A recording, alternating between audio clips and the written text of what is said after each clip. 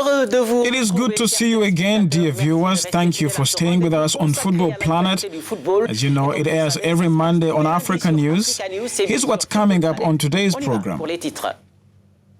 After a FIFA audit, CAF intends to effect reforms while at the same time rejecting the findings that revealed potential malpractices. Africa's football governing body unveiled a draft overhaul on Friday in Doha, Qatar, on the sidelines of the Super Cup. The Super Cup won by Zamalek, beating Esperance. It is the second defeat in a row for the double Champions League holders in this competition. We'll tell you more about it in a few moments. AFCON every 4 years, Samuel Eto'o opposes the idea by the FIFA president. For the former captain of the Indomitable Lions, it is not in Africa's interest to change the frequency of the Nations Cup. We'll come back to that in more details later. Welcome to the show. The course continues for Esperance de Tunis in the CAF Super Cup. The Tunisians were beaten again on Friday in Doha, Qatar, this time by Egypt's Zamalek. It was their second Super Cup defeat in a row and their fourth in history. He is Erika Josia Marquette and Claudian Sono. Egypt's Zamalek are winners of the 2020 CAF Super Cup.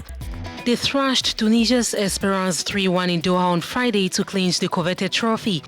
Zamalek, who won the Confederation Cup last year, finished top in the second half thanks to a brace from Ashraf Ben Sheikhi.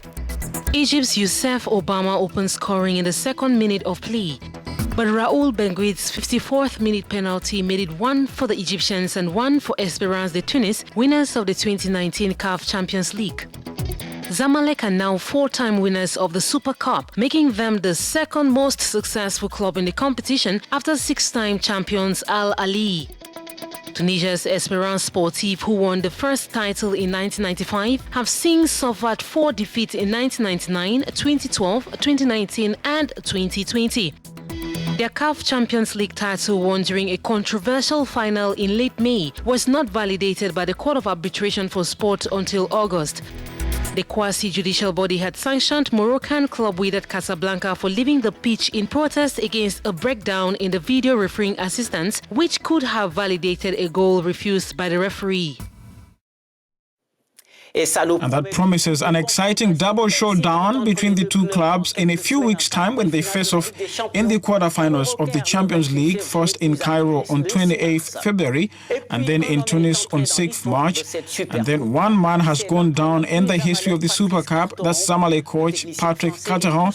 The French manager became the first coach to win the trophy twice in a row with 2 different clubs after winning it last year with Wydad Casablanca against the very same Tunisian opponents. We stay on the continent to talk about the reform project presented on Friday by CAF, which has decided to change its governance structure as suggested by FIFA General Secretary Fatima Samora at the end of a 6-month audit. The Continental Football Governing Body also rejected accusations of financial impropriety, as Bridget Ugwe and Eric Oteng explained.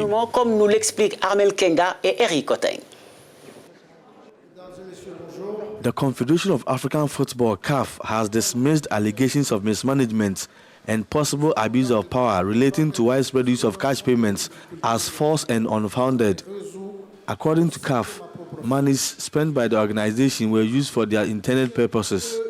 It also pointed out that the funds received from FIFA were the subject of an audit in 2015, 2016 and 2017 by international firms, including PricewaterhouseCoopers. Last week, a PwC report expressed particular concern about the amount of transactions which were carried out in cash and without the necessary supporting documentation. The report cited some 40 payments totaling $10 million. It says 14 of those payments, amounting to $4.6 million, had irregular or no supporting documentation. The investigation began when FIFA took over management of CAF last year, following a string of corruption scandals. On the back of the audit report, CAF has come up with Transform CAF 2021, which comprises 4 thematic areas, namely organization and good governance, competitions, refereeing and infrastructure development. And we're joined by our consultant, Yves Chamadou, online from Douala, Cameroon, for some analysis. Glad to have you on the program, Yves. So what do you think about the project of reform presented by CAF on Friday?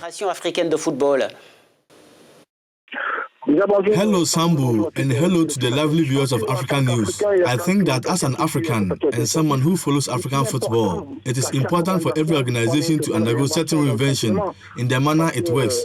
It is only those who want to fail, who are not thinking of reinventing themselves. But as soon as a system remains in place for a long while, it develops certain flaws over time. So it is absolutely necessary to create innovations and reinvent oneself in order to move things forward, because the transparency of African football and clarity in the management are on the whole elements that will enable African associations to really develop and give it another image, another meaning to the ethical values that make up the sport. This project is in many ways action on FIFA's recommendations following the audit mission by the General Secretary Fatma Samoura, whose mandate has ended. Do you think this is an understandable decision? Yes, I already understand that. And at the same time, what I would like to say is that African football is managed by us Africans, those who are legally elected to head this body. And I think that it's a kind of independence, a kind of management sovereignty as far as the affairs of African football is concerned. It's also important that Fatma Samoura's presence has helped to dismantle a number of management failures. But from the moment all that was dismantled, from the moment we have created a new dynamic in terms of operations, it's now a matter of judging from a distance what this CAF is capable of doing. So it also creates a certain self-evaluation and allows this current CAF to see a little bit how it can function in the new situation. So that's why I can understand the desire for CAF to be able to do well by itself through those elected by the respective associations. We know that Fatma Samoura is not part of CAF, even though she is African. And as I said, the most important thing is transparency, this clarity in the management without which we couldn't have real development of African football games. Because on the other hand, there's a strategy that is supposed to develop African football by CAF. But it remains clear that the CAF is obliged to review its management, isn't it?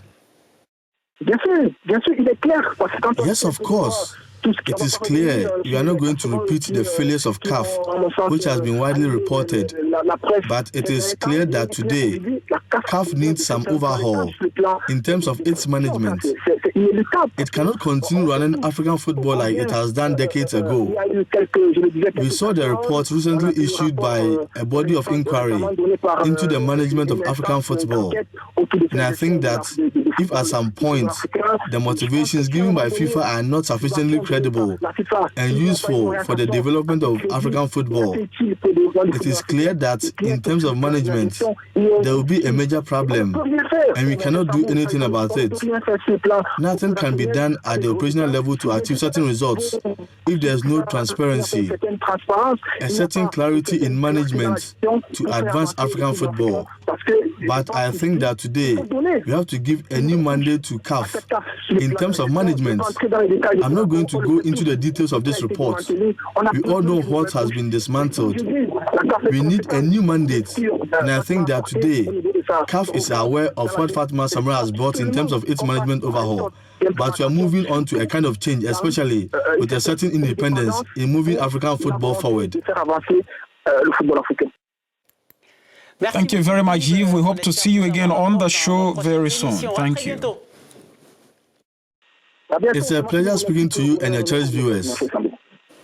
Yves Chamadou, a sports consultant who spoke to us from Douala, Cameroon.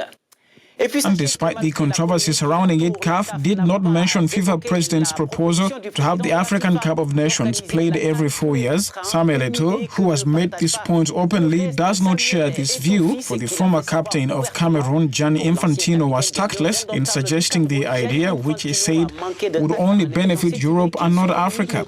They want to have Mohamed Salah, Sadio Mane and Pierre-Emerick Aubameyang at their disposal. FIFA is defending the interests of European clubs, the former Barcelona striker told French broadcaster RFI. This is a subject that is surely not done yet, stirring up Africa's footballing community. The A reminder that next week we'll come back to the draws for the CHAN Cameroon 2020 held on Monday. But first, let's talk about the under-20 national team of Congo, which held a pre-selection exercise in Ponwa. Our reporter Philemon Bale went to meet them. His report with Jean-David Mihamle. Suivez son reportage avec Jean-David Mihamle.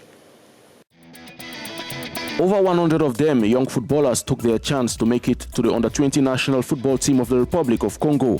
The national head coach and a technical team touched down in Pointe-Noire on February 14 for a pre-selection of players. A series of test games were played and the coach took out time to identify some prospects. At the end, we will compare this with the selection we did during the championship matches this weekend when we came. And then it will help us to select the best who will join the rest of the team in Brazzaville in 2 to 3 weeks' time. Some of the players who showed up for the pre-selection are confident about the overall output of the exercise. We think everything went on well. Myself and the others, we gave in our best, and we hope that we'll make it to the national team selection. What really impressed us, first of all, was the height of the goalkeepers, which were very impressive. And we're not going to select players who performed below average. We are going in for the best. There is a center forward, there are 2 midfielders, and that's what we'll do. A similar exercise was also done at the start of the week here in Pointe-Noire for the under-20 and the senior female national football teams to boost the different categories of the Congolese feminine football team. And that wraps up this edition of Football Planet. There is more information to be found on our site, Africanews.com. I'll see you again next Monday for another edition of Football Planet. Have an excellent week. Bye. Au revoir.